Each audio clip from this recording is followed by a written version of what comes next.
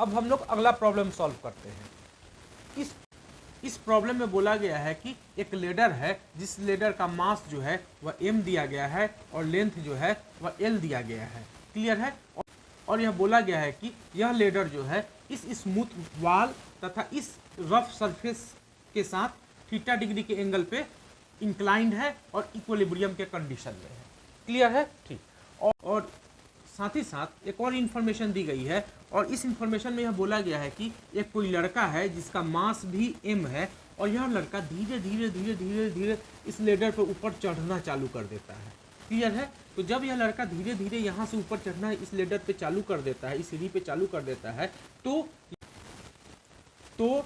इस पॉइंट पे जो नॉर्मल रिएक्शन लग रहा है और इस पॉइंट पे जो नॉर्मल रिएक्शन लग रहा है तथा इस पॉइंट पे जो फ्रिक्शनल फोर्स लग रहा है उसमें क्या चेंजिंग होगा, सो कैलकुलेट करके बताइए।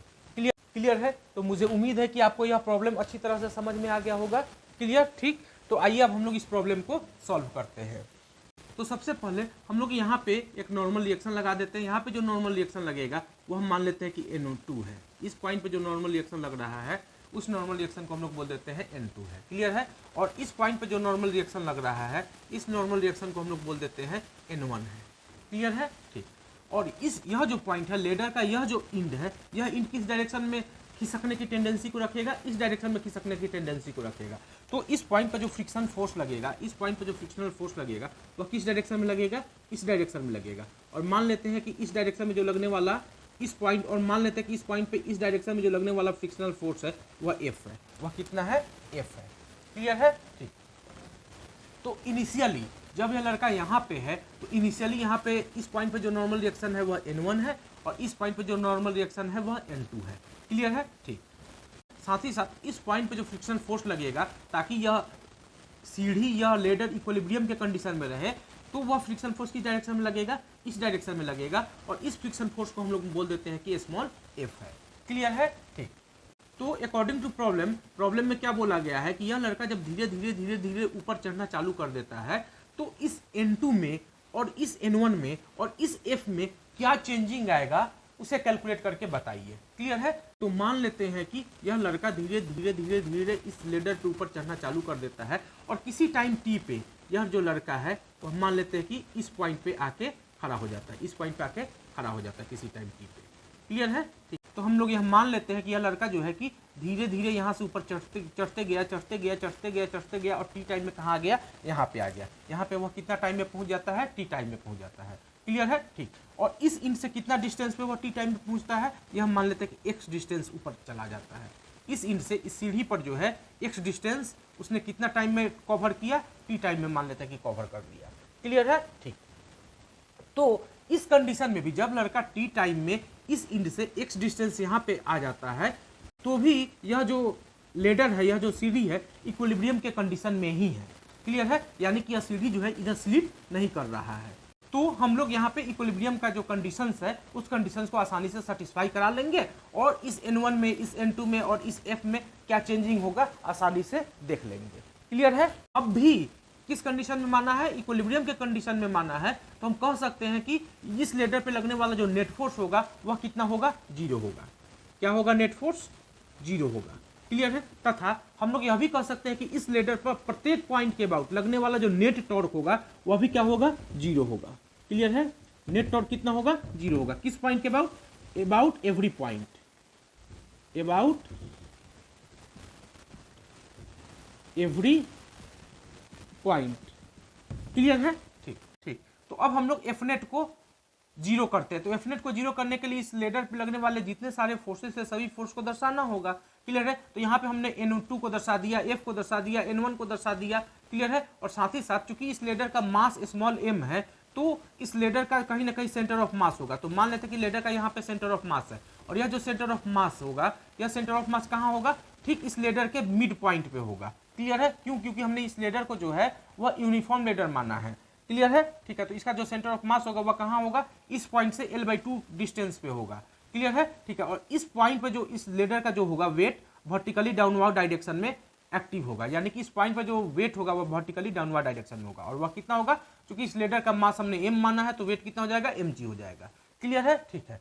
और चूंकि इस बॉय का, इस लड़का का भी मास हमने कितना माना, स्मॉल m ही माना है, तो इस लड़का का भी जो वेट होगा इस पॉइंट पर किधर कार्य करेगा, वर्टिकली डाउनवर्ड डायरेक्शन में काम करेगा,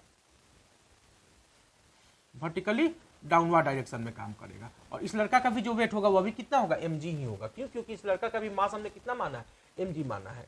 क्लियर है? ठीक है। तो अब हम लोग इस लेडर पे लगने वाले सभी फोर्सेस को तो इस लेडर पे लगने वाले नेट फोर्स को जीरो करने के लिए हम लोग क्या करेंगे, हॉरिजॉन्टल फोर्स को और वर्टिकल फोर्स को बैलेंस करेंगे। तो हॉरिजॉन्टल डायरेक्शन में जब फोर्स को हम लोग बैलेंस करेंगे तो हम लोग क्या देखेंगे कि हॉरिजॉन्टल डायरेक्शन में जो फोर्स लग रहा है वो कौन कौन सा फोर्स लग रहा है, इस डायरेक्शन में N1 फोर्स लग रहा है और इस डायरेक्शन में F फोर्स लग रहा है। क्लियर है? यानी कि N1 किसके बराबर हो जाएगा, F के बराबर हो जाएगा। N1 इज इक्वल टू क्या लिखेंगे, स्मॉल f लिखेंगे। क्लियर है? ठीक। और जब हम लोग वर्टिकल डायरेक्शन में फोर्स को बैलेंस करेंगे तो हमें क्या मिलेगा, तो वर्टिकल डायरेक्शन में जब फोर्स को देखेंगे तो हम लोग को मिल रहा है कि एक जो फोर्स है N2 जो फोर्स है, यह N2 force vertically upward direction में है और यह जो mg फोर्स है और यह जो mg फोर्स है यह वर्टिकली डाउनवर्ड डायरेक्शन में है। तो N2 किसके बराबर हो जाएगा, this mg plus this mg, यानी कि हम लोग N2 बराबर क्या लिखेंगे, mg प्लस mg, यानी कि N2 हमें क्या मिल जाएगा, 2mg मिल जाएगा। N2 हमें क्या मिल गया, 2mg मिल गया। चूंकि यह लेडर इक्विलिब्रियम के कंडीशन में है तो इस लेडर पर प्रत्येक पॉइंट के अबाउट टॉर्क कितना होना चाहिए, 0 होना चाहिए। क्लियर है? ठीक है। तो मान लेते हैं कि हमारे पास यह पॉइंट ए है और यह पॉइंट बी है और हमने इस ए पॉइंट के अबाउट ही टॉर्क 0 कर दिया। क्लियर है? तो हमने किस पॉइंट के अबाउट टॉर्क 0 कर देते हैं, इस ए पॉइंट के अबाउट ही टॉर्क 0 कर देते हैं। क्लियर है? तो जब इस ए पॉइंट के अबाउट जब टॉर्क 0 करेंगे तो हमें क्या मिलेगा, इस ए पॉइंट के अबाउट इस फ्रिक्शन फोर्स का जो टॉर्क होगा वह कितना होगा, 0 होगा, प्लस इस ए पॉइंट के अबाउट इस N2 का जो टॉर्क होगा वह भी कितना होगा, 0 होगा, प्लस इस ए पॉइंट के अबाउट इस mg का जो टॉर्क होगा वह कितना होगा, mg इंटू इस पॉइंट से इस C का, इस सेंटर का, यानी कि इस मिड पॉइंट का जो डिस्टेंस होगा वह कितना होगा, क्योंकि पूरा लेडर का जो लेंथ है वो हमने L माना है, तो इस C और इस A के बीच का जो लेंथ होगा वह क्या हो जाएगा, L/2 हो जाएगा। क्लियर है? तो यह लेंथ जो हमें मिला, यह लेंथ हमें कितना मिल गया, L/2 मिल गया। और यह जो है mg का क्या है, लाइन ऑफ एक्शन है। क्लियर है? तो इस पॉइंट से इस mg के लाइन ऑफ एक्शन पर जो परपेंडिकुलर डिस्टेंस होगा वह कौन सा डिस्टेंस होगा, ये डिस्टेंस होगा। और यह डिस्टेंस हमें मिलेगा कितना, यह लेंथ L/2 है, यह लेंथ L/2 है और यह एंगल थीटा है, तो यह जो लेंथ होगा यह लेंथ हमें कितना मिल जाएगा, L/2 cos थीटा मिल जाएगा।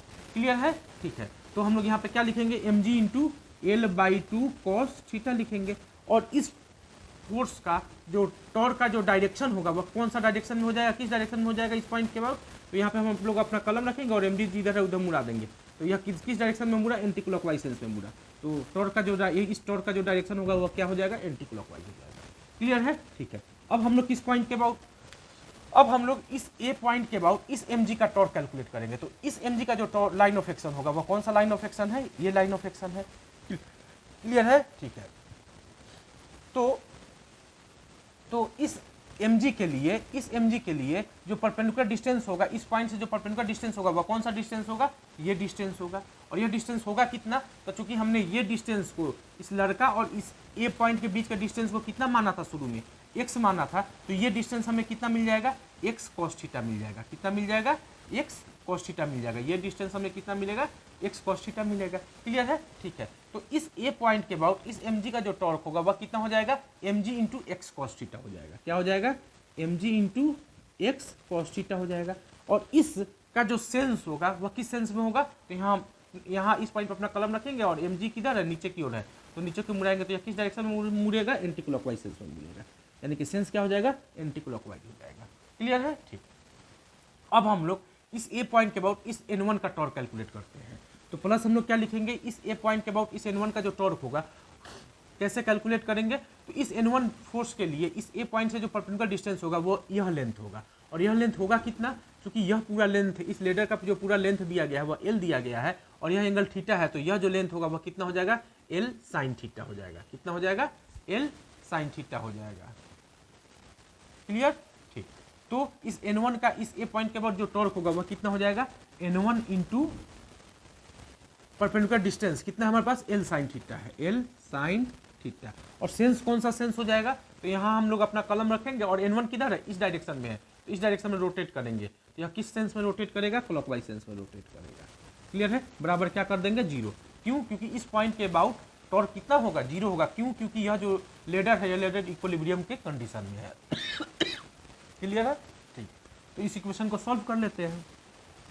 जब इस इक्वेशन को सॉल्व करेंगे तो हमें क्या मिलेगा, मान लेते हैं कि एंटी क्लॉकवाइज सेंस पॉजिटिव है, तो हमें क्या मिल गया, mg/L/2 cos थीटा मिल गया, यानी कि mg/L/2 इंटू cos थीटा मिल गया। क्लियर, ठीक। यहाँ से हमें क्या मिल जाएगा, प्लस mg/x cos थीटा मिल जाएगा, क्योंकि यह भी एंटी क्लॉकवाइज सेंस में तो यह भी पॉजिटिव होगा। क्लियर, ठीक। और यह क्या हो जाएगा, क्योंकि यह क्लॉकवाइज सेंस में तो यह निगेटिव हो जाएगा, तो बराबर हम लोग क्या लिख देंगे, n1L sin थीटा लिख देंगे। क्लियर है, ठीक। ठीक है, तो यहाँ से हम लोग क्या देख रहे हैं, n1, यहाँ से हम लोग n1 कैलकुलेट करते हैं, तो n1 बराबर हमें क्या मिल जाएगा, यहाँ से देखो mg, ये दोनों में से तो mg common, mg cos theta common आ जाएगा, क्या कॉमन आ जाएगा, mg cos थीटा कॉमन आ गया। क्लियर है, तो यहाँ क्या बचेगा, l बचेगा, और यहाँ क्या बचेगा, 2x बचेगा, प्लस क्या बचेगा, 2x बचेगा, अपॉन क्या लिखेंगे 2, और नीचे से क्या जाएगा, l sin थीटा नीचे आ जाएगा। तो mg बराबर n1 बराबर हमें कितना मिल गया, इतना मिल गया। तो इस तरीके से हम लोगों ने n1 का भी वैल्यू कैलकुलेट कर लिया, n2 का भी वैल्यू कैलकुलेट कर लिया, और फिर अब हम लोग इस फ्रिक्शन फोर्स के वैल्यू को कैलकुलेट करते हैं। यह जो फ्रिक्शन फोर्स होगा वो किसके इक्वल है, n1 के इक्वल है। तो फ्रिक्शन फोर्स जो हो जाएगा वह हमें कितना मिल जाएगा, mg, सेम चीज मिलेगा क्योंकि फ्रिक्शन फोर्स n1 की इक्वल है, और n1 हमने कितना कैलकुलेट कर लिया, mg cos theta into l plus 2x upon 2l sin theta calculate कर लिया।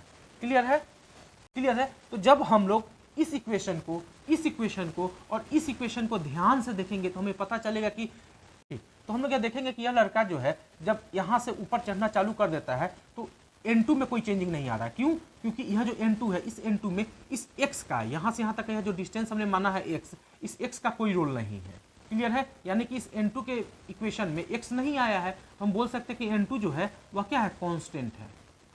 क्लियर है, जब n2 कांस्टेंट हो गया तो यह लड़का यहाँ पे हो तब, या यहाँ पे हो तब, या यहाँ पे हो तब, या यहाँ पे हो तब, या यहाँ पे हो तब, या यहाँ पे हो तब, कोई फर्क नहीं पड़ेगा, n2 क्या रहेगा, हमेशा कांस्टेंट बना रहेगा। क्लियर है, ठीक। अब हम लोग इस n1 को देखते हैं, तो जब हम लोग n1 को देखेंगे तो n1 को देखने के लिए हम लोग किस इक्वेशन को देखेंगे, इस इक्वेशन को देखेंगे। तो इस इक्वेशन में देख रहे हैं कि m कांस्टेंट है, g कांस्टेंट है, या थीटा कांस्टेंट है, तो या cos थीटा कांस्टेंट हो गया, लेंथ, इस लेडर का जो लेंथ है वह भी कांस्टेंट है, और sin थीटा भी कांस्टेंट है, 2 भी कांस्टेंट होता है, l भी कांस्टेंट है, या 2 भी कांस्टेंट है। यहाँ पे वेरिएबल कौन सा क्वांटिटी है, x है। क्लियर है, यानी कि यह लड़का जब यहाँ से यहाँ की ओर बढ़ते जाएगा, बढ़ते जाएगा, बढ़ते जाएगा, तो x भी इधर बढ़ते चला जाएगा। क्लियर है, तो जब x बढ़ेगा तो n1 भी क्या हो जाएगा, बढ़ते चला जाएगा। क्लियर है, तो यहाँ से हम लोग क्या पता चल गया, x जब इंक्रीज करेगा देन n1 भी क्या होगा, इंक्रीज करेगा। क्लियर है, क्लियर है, ठीक है। यानी कि यहाँ पे n1 जो होगा कम होगा, यहाँ पे n1 उससे ज्यादा होगा, यहाँ पे n1 उससे ज्यादा होगा, यहाँ पे n1 उससे ज्यादा होगा, यहाँ पे n1 उससे ज्यादा होगा, और सबसे ज्यादा n1 कहाँ होगा, यहाँ पे होगा। क्लियर है, ठीक।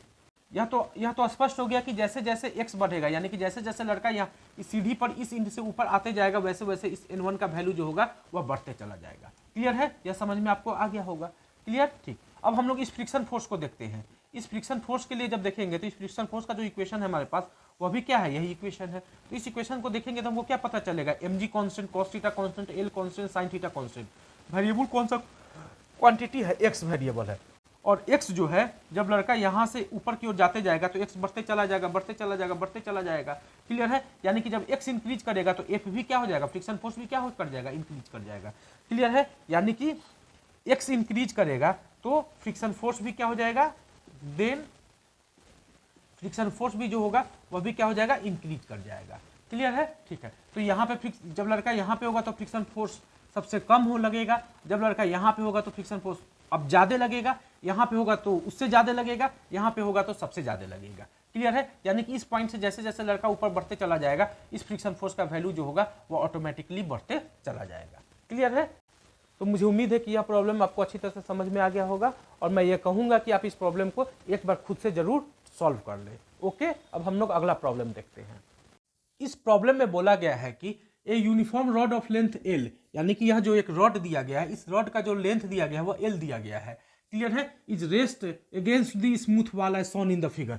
यह जो वाल दिया गया है यह वाल स्मूथ वाल है, यह वाल कैसा है, स्मूथ है, यानी कि यहाँ पे कोई फ्रिक्शन नहीं है। क्लियर है, और यह जो हॉरिजॉन्टल सरफेस दिया गया है यह हॉरिजॉन्टल सरफेस रफ दिया गया है, यह हॉरिजॉन्टल सरफेस कैसा दिया गया है, रफ दिया गया है। क्लियर है, ठीक। तो फाइंड द फ्रिक्शन कोफिशिएंट, यानी कि हमें फ्रिक्शन कोफिशिएंट का वैल्यू कैलकुलेट करना है between the ground and the lower and, यानी कि इस रॉड का यह जो लोअर इंड है, यह लोअर इंड तथा इस ग्राउंड यानी यह इस हॉरिजॉन्टल सरफेस के बीच का हमको फ्रिक्शन कोफिशिएंट कैलकुलेट करना है। If the minimum angle that the rod can make with the horizontal ground is theta, यानी कि यह रॉड जब इस ग्राउंड के साथ सबसे कम एंगल थीटा बनाती है और इस कंडीशन में जब यह रेस्ट में रहती है तो इस समय इस रॉड का यह जो लोअर इंड है और यह लोअर इंड तथा इस ग्राउंड के बीच में जो फ्रिक्शन कोफिशिएंट होगा वह कितना होगा उसे कैलकुलेट करना है। क्लियर है? ठीक है। यानी कहने का क्या सेंस है कि जब यह एंगल सबसे छोटा एंगल थीटा है, यानी कि इस एंगल से थोड़ा सा और एंगल हम लोग कम कर देंगे तो यह रॉड जो है स्लिप करना चालू कर देगा। क्लियर है? यानी कि इस थीटा एंगल पे तो यह रॉड स्लिप नहीं कर रहा है इस सरफेस पे, लेकिन थीटा एंगल से जैसे ही कम एंगल होगा वैसे ही यह रॉड क्या करना चालू कर देगा, स्लिप करना चालू कर देगा। यानी कि यह जो थीटा है यह थीटा मिनिमम है इक्विलिब्रियम के कंडीशन के लिए। क्लियर है? ठीक है। तो यानी कि तो यह जो थीटा है यह इस थीटा पे यह रॉड जो है वह इक्विलिब्रियम के कंडीशन में है। क्लियर है? तो जब यह रॉड जो है यह रॉड इक्विलिब्रियम के कंडीशन में होता है तो हम लोग यह कह सकते हैं कि इस रॉड पे लगने वाला जो नेट फोर्स होगा वह क्या हो जाएगा, जीरो हो जाएगा, और इस रॉड पे लगने वाला जो नेट टॉर्क होगा वह भी क्या हो जाएगा, जीरो हो जाएगा। नेट टॉर्क किस पॉइंट के अबाउट जीरो होगा, एवरी पॉइंट के अबाउट जीरो होगा। प्रत्येक पॉइंट के अबाउट टॉर्क नेट टॉर्क क्या हो जाएगा, इस रॉड पे लगने वाला नेट टॉर्क क्या हो जाएगा, जीरो हो जाएगा। क्लियर है? ठीक है। तो बस इन दोनों कंडीशंस को लेकर के हम लोग आसानी से इस इंड और इस सरफेस के बीच का जो मिनिमम कोफिशिएंट ऑफ फ्रिक्शन है उसे हम लोग कैलकुलेट कर, तो हम लोग आसानी से इस रॉड के इस इंड तथा इस हॉरिजॉन्टल सरफेस के बीच का जो कोफिशिएंट ऑफ फ्रिक्शन है उसे आसानी से कैलकुलेट कर सकते हैं। क्लियर है? तो इस तरह के प्रॉब्लम को सॉल्व करने के लिए सबसे पहले हम लोग क्या करते हैं, फ्री बॉडी डायग्राम ही बनाते हैं। दूसरा तो कोई उपाय है नहीं, तो सबसे पहले हम लोग फ्री बॉडी डायग्राम बना देते हैं। क्लियर है? ठीक है। तो इस पॉइंट पर जो नॉर्मल रिएक्शन लगेगा वह किस डायरेक्शन में लगेगा, इस डायरेक्शन में लगेगा, परपेंडिकुलर डायरेक्शन में लगेगा। और मान लेते हैं कि इस समय जो नॉर्मल रिएक्शन लग रहा है वह N2 है। क्लियर है? ठीक। और इस पॉइंट पे जो नॉर्मल रिएक्शन लगेगा वह नॉर्मल रिएक्शन कैसे लगेगा, इस रॉड पर परपेंडिकुलर लगेगा कुछ इस डायरेक्शन में। मान लेते हैं कि इस समय जो नॉर्मल रिएक्शन लग रहा है वह कितना है, N1 है। क्लियर है? ठीक। रॉड का मास m है और लेंथ l दिया गया है। क्लियर? ठीक। तो और चूंकि यह रॉड कैसा दिया गया है, मान लेते हैं कि इस रॉड को ए बी बोल देते हैं। यह पॉइंट इस रॉड का क्या है, ए है, और यह जो पॉइंट है इस रॉड का क्या है, बी पॉइंट है। क्लियर है? ठीक है। तो चूंकि यह रॉड जो है वह क्या है, यूनिफॉर्म रॉड है, तो इसका जो सेंटर ऑफ मास होगा वह ठीक इसके बीच में होगा। यानी कि मान लेते हैं कि यह जो पॉइंट है यह पॉइंट क्या है, सेंटर ऑफ मास है, और यही जो सेंटर ऑफ मास होगा यह क्या होगा, रॉड के लिए ठीक सेंटर पे होगा, ठीक मिड पॉइंट पे होगा। क्लियर है? ठीक है। और इसी सेंटर ऑफ मास पे रॉड का जो वेट होगा वो वर्टिकली डाउनवर्ड डायरेक्शन में काम करेगा। मान लेते हैं कि रॉड का जो वेट होगा वह कितना होगा, mg होगा। क्लियर है? ठीक है। तो हमें गिवन क्या है कि इस थीटा के एंगल पे यह जो रॉड है यह रॉड इक्विलिब्रियम के कंडीशन में है। यानी कि इस थीटा एंगल के लिए यह जो रॉड होगा यह रॉड ट्रांसलेशनली इक्विलिब्रियम के कंडीशन में होगा और रोटेटरी इक्विलिब्रियम के कंडीशन में होगा। यानी कि इस रॉड पे लगने वाला जो नेट फोर्स होगा वह भी जीरो होगा और इस रॉड पे लगने वाला नेट टॉर्क होगा वह भी जीरो होगा। क्लियर है? ठीक है। नेट टॉर्क किस पॉइंट के अबाउट जीरो होगा, हर एक पॉइंट के अबाउट जीरो होगा। जो मर्जी पॉइंट ले ले सभी पॉइंट के अबाउट क्या होगा, टॉर्क नेट जो होगा इस रॉड पे लगने वाला वो कितना होगा, जीरो होगा। क्लियर है? ठीक। तो सबसे पहले हम लोग एफ नेट को जीरो करते हैं। तो एफ नेट को जीरो करने के लिए हम लोग करेंगे क्या, इस N1 को, चूंकि यह N1 ना तो वर्टिकल डायरेक्शन में है, अगर हॉरिजॉन्टल लेवल से देखें तो यह N1 ना तो वर्टिकल डायरेक्शन में है और ना ही हॉरिजॉन्टल डायरेक्शन में है, तो इस N1 को हम लोग ब्रेक कर देंगे कंपोनेंट में। क्लियर है? ठीक। तो इस N1 को ब्रेक करने के लिए कैसे करेंगे, तो इस N1 को ब्रेक करने के लिए हम लोग यह जो मेरा ये वाल है इस वाल को डॉट लाइन से आगे बढ़ा देंगे। क्लियर है? क्लियर है? ठीक। और जब यह एंगल थीटा होगा तो यह एंगल कितना हो जाएगा, 90 माइनस थीटा हो जाएगा। क्लियर है? और यह क्या होगा, 90 होगा। क्लियर है? ठीक। और यह कितना हो जाएगा, तब यह एंगल तब हमें कितना मिल जाएगा, थीटा मिल जाएगा। क्लियर है? जब यह एंगल थीटा होगा तो यह भी एंगल कितना मिल जाएगा, हमें थीटा ही मिल जाएगा। क्लियर है? ठीक। तो इस N1 का एक कंपोनेंट इस डायरेक्शन में जब लेंगे तो हमें क्या मिल जाएगा, N1 साइन थीटा मिल जाएगा। और इस N1 का जब इस डायरेक्शन में कंपोनेंट लेंगे तो यह कंपोनेंट हमें कितना मिलेगा, N1 cos थीटा मिलेगा। क्लियर है? ठीक है। तो अब हमने इस N1 को हॉरिजॉन्टल डायरेक्शन में और वर्टिकल डायरेक्शन में ब्रेक कर दिया। क्लियर? ठीक। तो इस रॉड पे लगने वाला जो नेट टॉर्क है, सॉरी, तो इस रॉड पे लगने वाला जो नेट फोर्स है वह कितना है, जीरो है। तो नेट फोर्स जीरो करने के लिए हम लोग क्या करेंगे, हॉरिजॉन्टल डायरेक्शन में जो फोर्स लग रहा है और जो वर्टिकल डायरेक्शन में फोर्स लग रहा है उसको बैलेंस कर देंगे। क्लियर है? तो सबसे पहले हम लोग हॉरिजॉन्टल डायरेक्शन में लगने वाले फोर्स को बैलेंस करते हैं।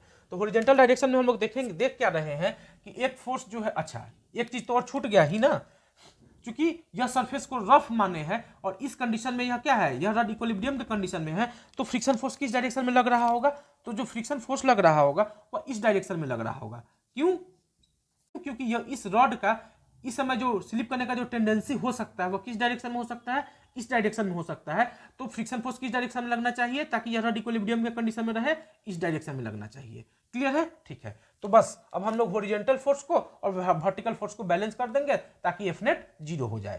क्लियर है, तो हॉरिजॉन्टल डायरेक्शन में लगने वाला फोर्स कौन कौन सा हो जाएगा, एक फोर्स ये हो जाएगा N1 sin थीटा।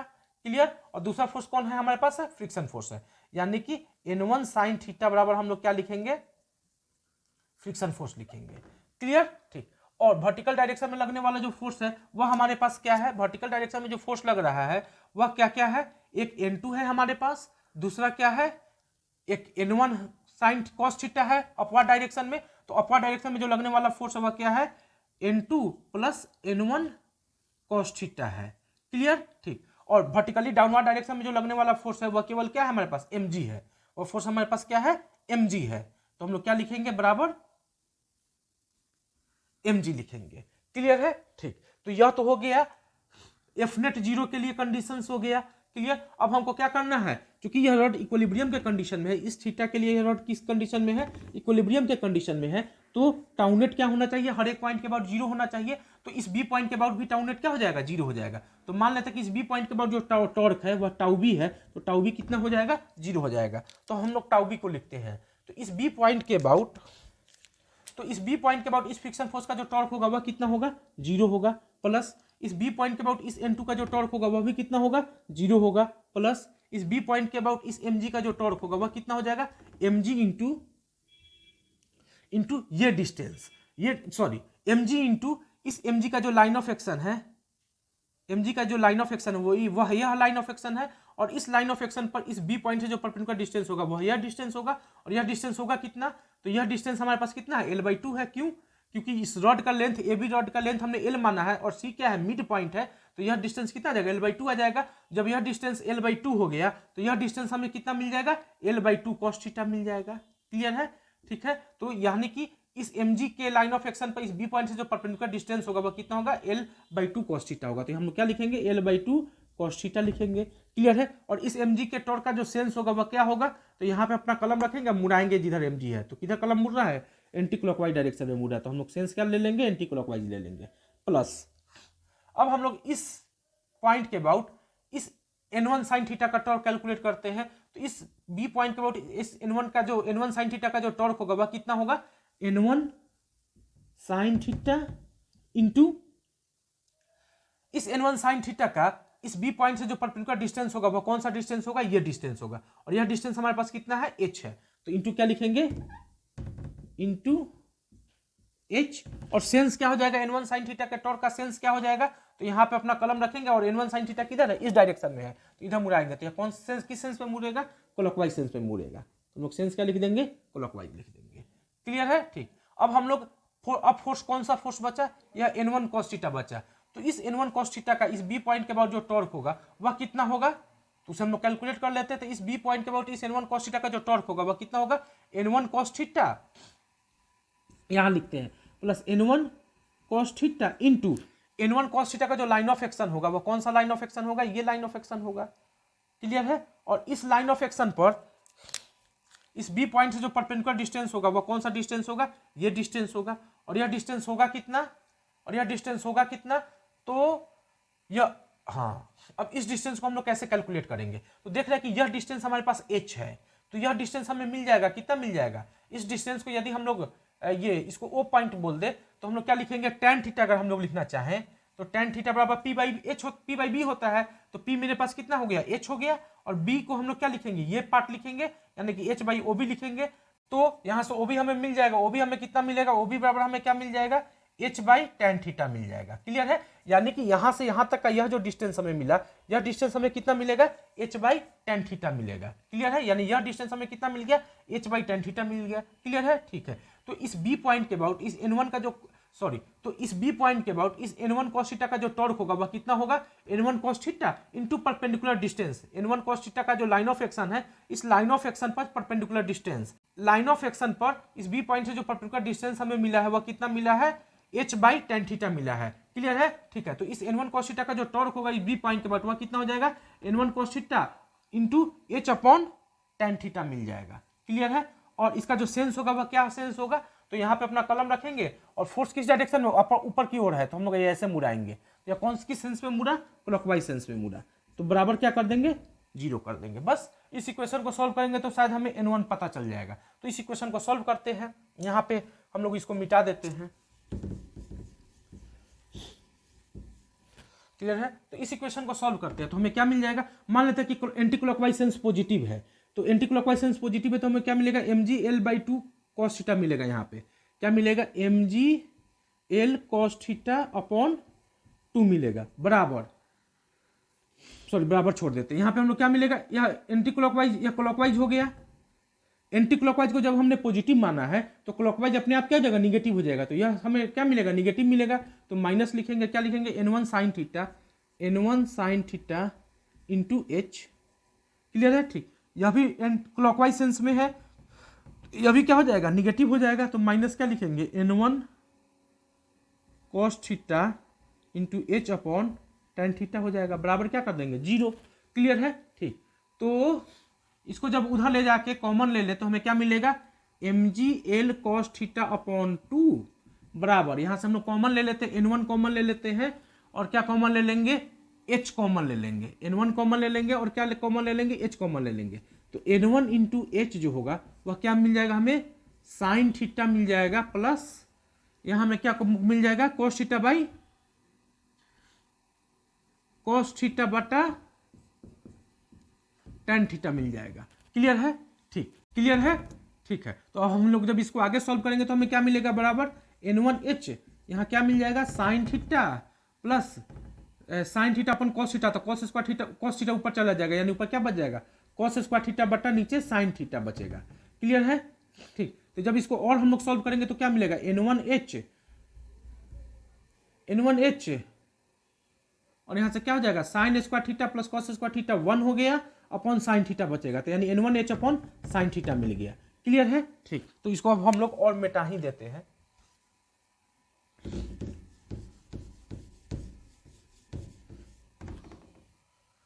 क्लियर है, तो यहां से हम लोग n1 को कैलकुलेट कर लेते हैं। तो n1 बराबर हमें क्या मिल जाएगा, mgl cos theta sine theta ऊपर चला जाएगा तो into sine theta upon h into 2 यानी कि 2h मिल जाएगा। क्लियर है, तो n1 का वैल्यू हमें कुछ इतना पता चल गया। क्लियर, ठीक। हमें कैलकुलेट क्या करना है, हमें कैलकुलेट करना है इस इंड और इस जमीन के बीच का, इस हॉरिजॉन्टल सरफेस के बीच का कोफिशिएंट पता करना है। क्लियर है, फ्रिक्शनल कोफिशिएंट पता करना है। तो कैसे कैलकुलेट करेंगे, तो बस हम लोग इन दोनों इक्वेशन का और इसका सहारा लेके आसानी से कैलकुलेट कर लेंगे। क्लियर है, ठीक। अब हम लोग करते क्या है, इस n1 के वैल्यू को उठा करके यहां डाल देते हैं। क्लियर है, ठीक। तो जब इस n1 के वैल्यू को उठा के यहां डालेंगे तो हम लोग क्या लिखेंगे, हम यहां लिखते हैं, क्या लिखेंगे, n1 है तो n1 के जगह पे हम लोग क्या लिखेंगे, mgl cos theta into sine theta upon 2h। Into sine theta पहले से है तो इंटू साइन थीटा है तो साइन स्क्वायर थीटा हो जाएगा। क्लियर है, बराबर फ्रिक्शन फोर्स F कितना होगा, यह जो फ्रिक्शन फोर्स होगा वह किसके इक्वल होगा, तो मान लेते हैं कि इस कंडीशन में जो इस रॉड और इस जमीन के बीच का, इस हॉरिजॉन्टल सरफेस के बीच का जो कोफिशिएंट है वह म्यू है। फ्रिक्शन कोफिशिएंट कितना है, म्यू है। तो इस यह जो फ्रिक्शन फोर्स होगा वह किसके इक्वल हो जाएगा, म्यू इंटू n2 के इक्वल हो जाएगा। तो हम लोग इस फ्रिक्शन फोर्स F के जगह पे क्या लिखेंगे, म्यू इंटू n2 लिख देंगे। क्लियर है, हमने किया क्या, हमने इस n1 का वैल्यू उठा के यहां डाल दिया तो हम लोग, और इस फ्रिक्शन फोर्स का को हम लोग कैलकुलेट करेंगे तो कितना मिलेगा, फ्रिक्शन फोर्स का क्या होता है, म्यू इंटू एन होता है। तो इस फ्रिक्शन फोर्स का जो वैल्यू होगा वह कितना होगा, मान लेते हैं कि इस पॉइंट पे जो कोफिशिएंट है, फ्रिक्शन कोफिशिएंट वह म्यू है और यहाँ पे जो नॉर्मल रिएक्शन लग रहा है वह n2 है। तो फ्रिक्शन फोर्स पर क्या लिखेंगे, म्यू इंटू n2 लिखेंगे। तो यहाँ पे f के जगह पे हमने क्या लिख दिया, म्यू इंटू n2 लिख दिया। क्लियर है, ठीक। और n1 के जगह पे हमने यहाँ से यहाँ डाल दिया तो हमें कुछ यह इक्वेशन मिल जाएगा। क्लियर है, ठीक है। तो अब हम लोग करेंगे क्या कि इस n2 का यहाँ से n2 कैलकुलेट कर लेंगे। तो n2 बराबर हमें क्या मिल जाएगा, mg minus n1 into cos theta मिल जाएगा। क्लियर है, ठीक है। तो इस n2 को उठा करके हम लोग यहाँ डाल देते हैं तो हमें क्या मिल जाएगा, म्यू इंटू n2 के जगह पे क्या लिखेंगे, mg minus mu into N2 की जगह पे हम लोग क्या लिखेंगे, mg minus N1 cos theta लिखेंगे। क्लियर है, ठीक है। और हम लोग फिर क्या करेंगे, इस N1 के वैल्यू को उठा करके यहां डाल देंगे। क्लियर है, तो डाल देते हैं, तो हमें क्या मिल जाएगा बराबर, तो हमें क्या मिल जाएगा, mgl cos theta into sine square theta upon 2h बराबर म्यू mg माइनस N1 के जगह पे फिर कितना लिखेंगे, mgl cos theta into sine theta into cos theta, पहले से है कॉस थीटा लिखेंगे, अपॉन क्या लिख देंगे, 2h लिख देंगे। क्लियर है, ठीक है। तो अब हम लोग इसको सॉल्व करते हैं, तो हम इसको मिटा देते हैं, यहाँ पे इस चीज को हम लोग मिटा देते हैं।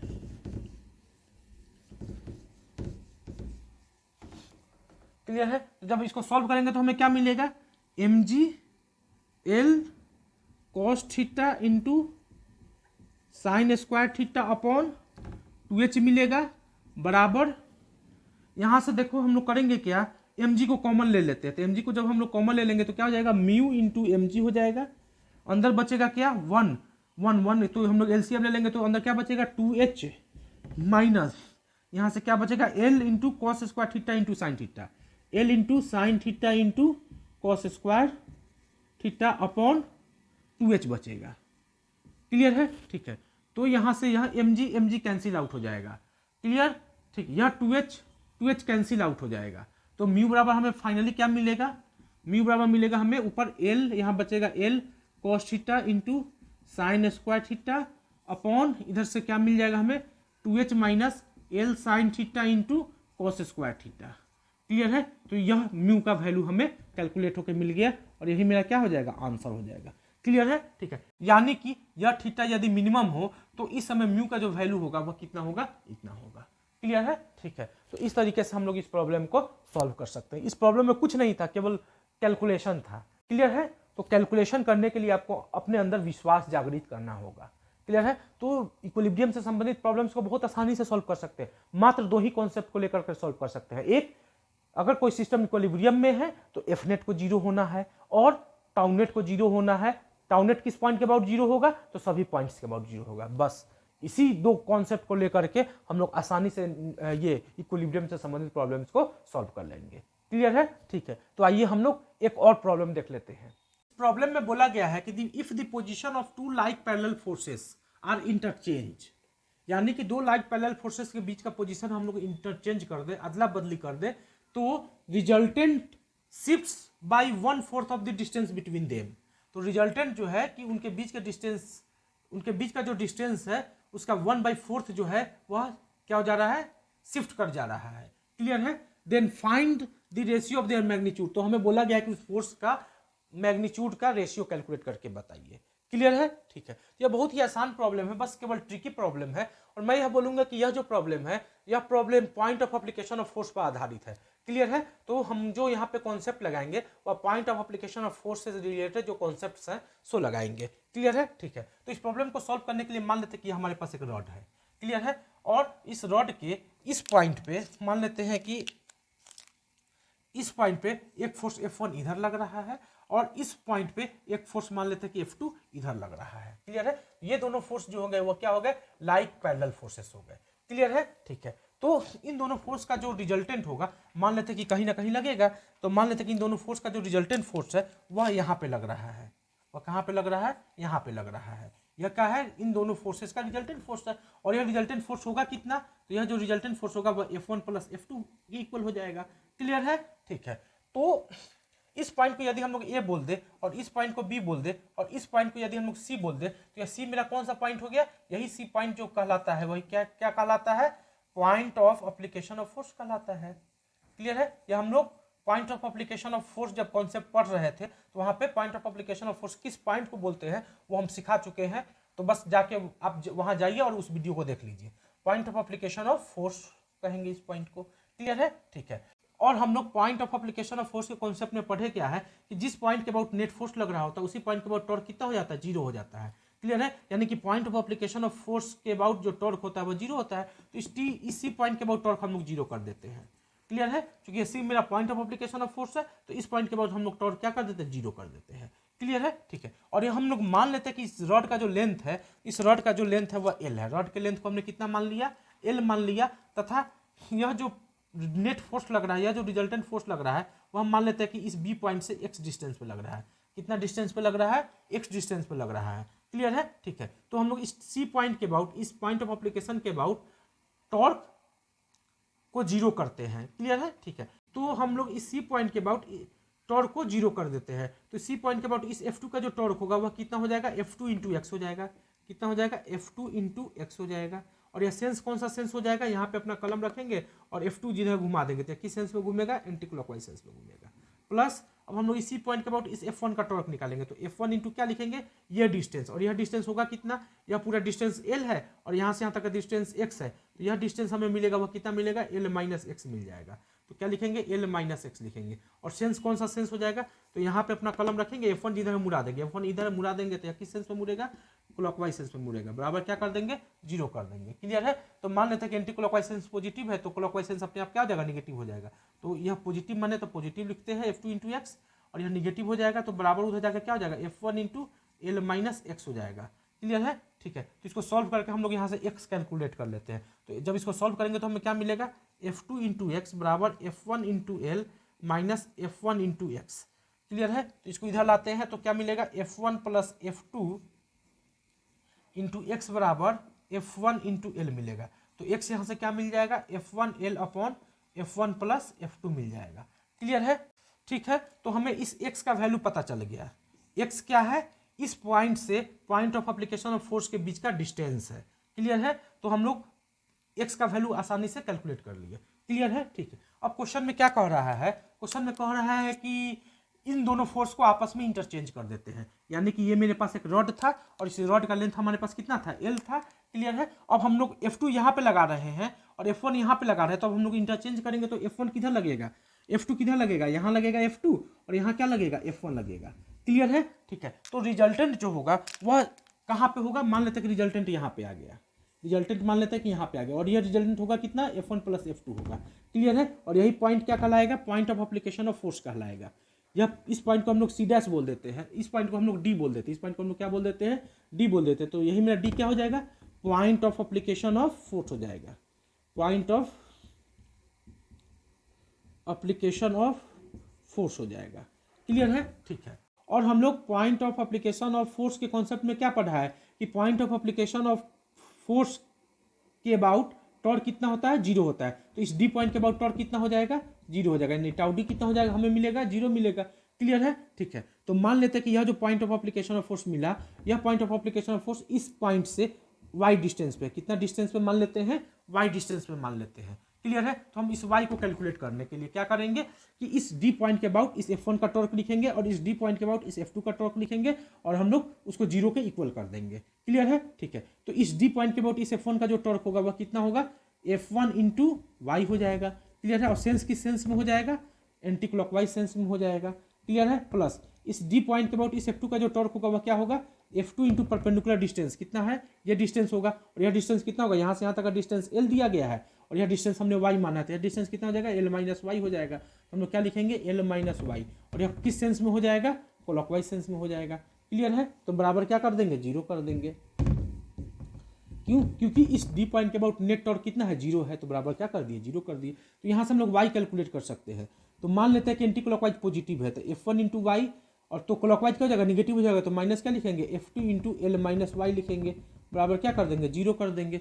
तो F1 इंटू वाई बराबर क्या लिखेंगे, F2 into L minus F2 into Y. तो यहाँ से y कैलकुलेट करने के लिए क्या करेंगे, इसको इधर लाएंगे, तो y into F1 plus F2 बराबर क्या लिखेंगे, F2 इंटू एल लिखेंगे। तो यहाँ से y हमें कितना मिल जाएगा, इसलिए y बराबर हमें क्या मिल जाएगा, F2 into L upon F1 plus F2 मिल जाएगा। क्लियर है, ठीक है। तो ये हमें y मिल गया। क्लियर, यानी कि यहाँ से यहाँ तक का डिस्टेंस मिल गया। क्लियर है, ठीक है। और क्वेश्चन में क्या कहा है कि their resultant shift by 1/4 of distance between them, यानी कि इन दोनों फोर्स F1 और F2 के बीच का डिस्टेंस कितना हमारे पास, L है। क्लियर है। और जब इस F1 और F2 को आपस में इंटरचेंज कर देते हैं तो यह जो रिजल्टेंट है और यह जो रिजल्टेंट है इन दोनों रिजल्टेंट के बीच का जो डिस्टेंस होता है वह कितना हो जाता है, L/4 हो जाता है। क्लियर है, ठीक है। तो इस केस में हमने डिस्टेंस कितना निकाला है, x निकाला है, और इस केस में हमने यह डिस्टेंस कितना निकाला है, y निकाला है। तो y माइनस x जो होगा वह किसके इक्वल हो जाएगा, बोला गया है कि इस पूरे लेंथ का 1/4 हो जाता है, यानी कि क्या हो जाएगा, L/4 हो जाएगा। क्लियर है, ठीक है। तो बस हम लोग इसको सॉल्व कर देते हैं। y के जगह पे हमने कितना कैलकुलेट किया है, y के जगह पे हमने कैलकुलेट किया है, इसको मिटाते हैं हम, इसकी कोई आवश्यकता नहीं है। तो y के जगह पे हमने कितना कैलकुलेट किया, F2 इंटू एल अपॉन कितना है, F1 प्लस F2 है, माइनस x के जगह पे हमने कितना कैलकुलेट किया है, इतना कैलकुलेट किया, कितना किया है, F1 into L upon F1 plus F2 बराबर L अपॉन 4। क्लियर है। तो यहाँ से एलसीएम क्या हो जाएगा, एलसीएम आ जाएगा F1 प्लस F2 आ जाएगा एलसीएम, और ऊपर L कॉमन हो जाएगा और बचेगा क्या, F2 माइनस F1 बचेगा ऊपर बराबर L/4। क्लियर है। तो इसको सॉल्व करेंगे तो L कैंसिल आउट हो जाएगा, तो हमें क्या मिलेगा, F2 minus F1 upon F1 plus F2 बराबर 1/4। क्लियर है, ठीक है। तो इसको अब हम लोग और सॉल्व करते हैं। इसको जब हम लोग सॉल्व करेंगे, कैसे सॉल्व करेंगे, इस तरह की इक्वेशन को कैसे सॉल्व करते हैं, बाय कंपोनेंडो एंड डिविडेंडो, तो आसानी से लगा देते हैं। तो कंपोनेंडो एंड डिविडेंडो लगाने के लिए क्या करेंगे, हम लोग लिखेंगे ऊपर F1 plus F2 minus F2 minus F1 upon F1 plus F2 plus F2 minus F1 बराबर ऊपर क्या हो जाएगा, 4 माइनस 1 अपॉन 4 प्लस 1। क्लियर है, ठीक है। तो यहाँ से देखते हैं कि क्या हो जाएगा हमारे पास, यहाँ से हम लोग लिखेंगे F1 plus F2 minus F2 plus F1 upon F1 plus F2 plus F2 minus F1 बराबर 3/5। क्लियर है। तो यहाँ से कट जाएगा कुछ ना कुछ, यहाँ F1 कैंसिल आउट हो जाएगा यहाँ, और यहाँ कैंसिल हो, F2 कैंसिल आउट हो जाएगा, तो ऊपर बचेगा 2F1, नीचे बचेगा 2F2 बराबर 3/5। तो 2 कैंसिल आउट हो जाएगा, तो हमें क्या मिलेगा, F1/F2 जो होगा वो हमें क्या मिल जाएगा, 3/5 मिल जाएगा, और यही मेरा क्या हो जाएगा, आंसर हो जाएगा। क्लियर है। तो इस तरीके के प्रॉब्लम को कैसे सॉल्व करेंगे आपको अच्छी तरह से समझ में आ गया होगा। क्लियर, ठीक। तो अब हम लोग अगला प्रॉब्लम देखेंगे अगले वीडियो में। तब तक के लिए बाय बाय।